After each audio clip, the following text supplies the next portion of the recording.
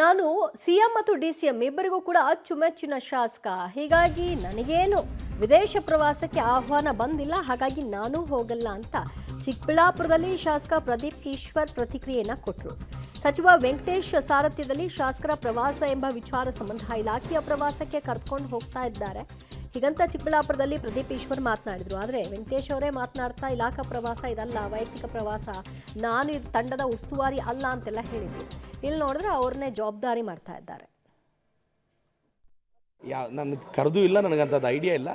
ಅವರು veterinary minister ಅವರು ಸಾರಥ್ಯದಲ್ಲಿ ಉತ್ತರ ಕರ್ನಾಟಕದ ಕೆಲವು MLAಗಳು ಹೋಗ್ತಿದ್ದಾರೆ. ನನಗೇನಂತ ಆಹ್ವಾನ ಇಲ್ಲ ಸರ್. ನಾನು ಕಾಂಗ್ರೆಸ್ ಪಕ್ಷದ ನಿಷ್ಠಾವಂತ, ಸಿದ್ದರಾಮಯ್ಯ ಸಾಹೇಬರು DK ಸಾಹೇಬ್ರಿಗೆ ಇಬ್ಬರ ಇಷ್ಟವಾದ ಹುಡುಗ ನಾನು. ನನಗಂಥ ಗುಂಪುಗಾರಿಕೆ ಏನು ಗೊತ್ತಿಲ್ಲ ಸರ್. 20ಕ್ಕೂ ಹೆಚ್ಚು ಜನ ಅಂತ ನಿಮ್ಮ ಮಾಧ್ಯಮದಲ್ಲಿ ನೋಡಿದೆ, ನನಗೆ ಗೊತ್ತಿಲ್ಲ. ಹಂಗಲ್ಲ, ಅದು ವೆಟನರಿ ಮಿನಿಸ್ಟ್ರು ಅಂದರೆ ಅವ್ರ ಡಿಪಾರ್ಟ್ಮೆಂಟಿಂದ ಅಧ್ಯಯನಕ್ಕೆ ಹೋಗ್ತಿರೋದು ಅನ್ನೋದು ಅಭಿಪ್ರಾಯ ಸರ್. ಇಲ್ಲ, ಹಂಗೇನಿಲ್ಲ ಸರ್, ಖಂಡಿತವಾಗೂ ಇಲ್ಲ ಸರ್. ನಮ್ಮ CM DCM ಇಬ್ಬರು ಅನ್ಯೋನ್ಯವಾಗಿದ್ದಾರೆ. ನಮ್ಮ ಪಾರ್ಟಿ ಆಂತರಿಕವಾಗಿ ಬಲಿಷ್ಠವಾಗಿದೆ.